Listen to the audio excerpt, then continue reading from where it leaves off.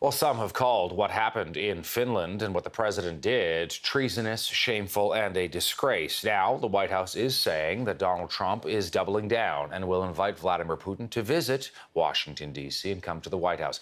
All these twists and turns involving Trump and Putin and their so-called bromance have led to this cover from the folks at Time magazine. This is getting a lot of buzz, showing Trump's face morphing into Putin. And of course, critics of the president are saying instead of making America great again, he is making Russia great again. For a look at the images of both of these men, Clive Veroni is standing by in downtown Toronto. He is a political marketing expert and author of this book, Spin, Politics and Marketing in a Divided Age. And we certainly are in a divided age. Clive, always good to have you with us. Thanks for this today.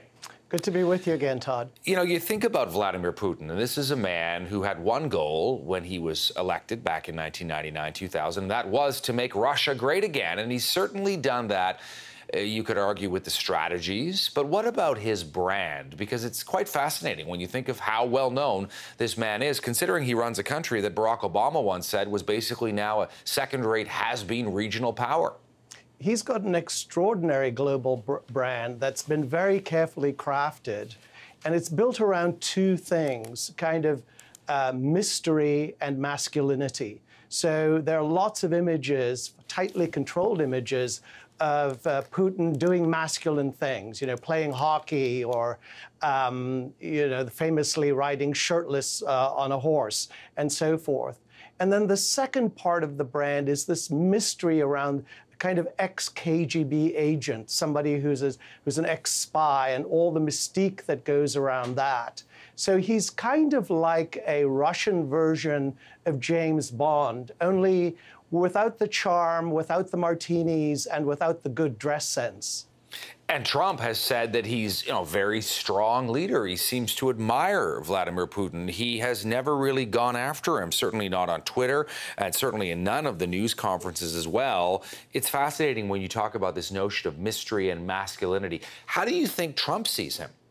Well, what's interesting about the Trump brand versus the Putin brand is that Trump is parroting Putin's lines, if you will, but actually projecting precisely the opposite image. If I was to sum up the Trump brand in a single word, it would be chaos.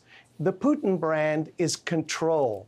Trump is like an errant weather vane that changes position daily or almost hourly now.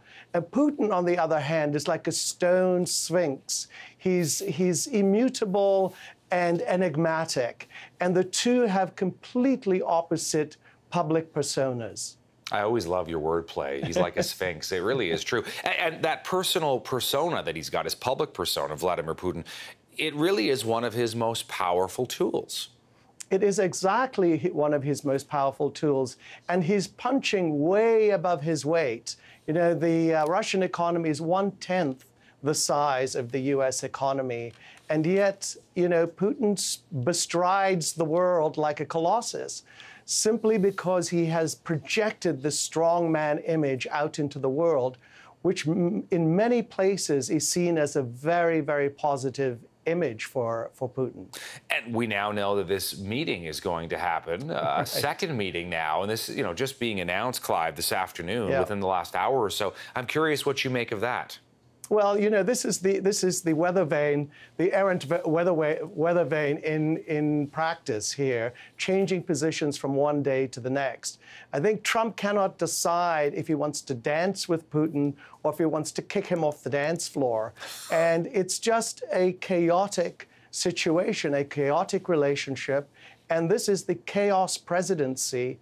And we're seeing it play out day in and day out. You, in terms of your expertise, are a political marketing man. And so I'm curious now whether you think this narrative is going to sink in. And we're going to show the cover of Time magazine now because they've got this sort of morphing that's going on where Trump becomes Putin and back and forth. Whether you think that is going to sink in to the consciousness in the United States, including Trump fans as well, people who support him, or whether you think that, people are going to support him regardless? Well, I think the Trump base is pretty solid. It doesn't show a lot of signs of movement, even after this disastrous shipwreck that happened in Helsinki. I don't think the Trump base is going to be moving off Trump support anytime soon. So this image, while it's very powerful, it's really preaching to the choir. It's an image that speaks to all of those sort of liberal-minded Americans who see Trump and Putin as being in bed together and, not singing basically the same song. Clive Veroni joining us from Toronto, political marketing expert. Good to have you on as always, Clive. Some great food for thought as well. Great.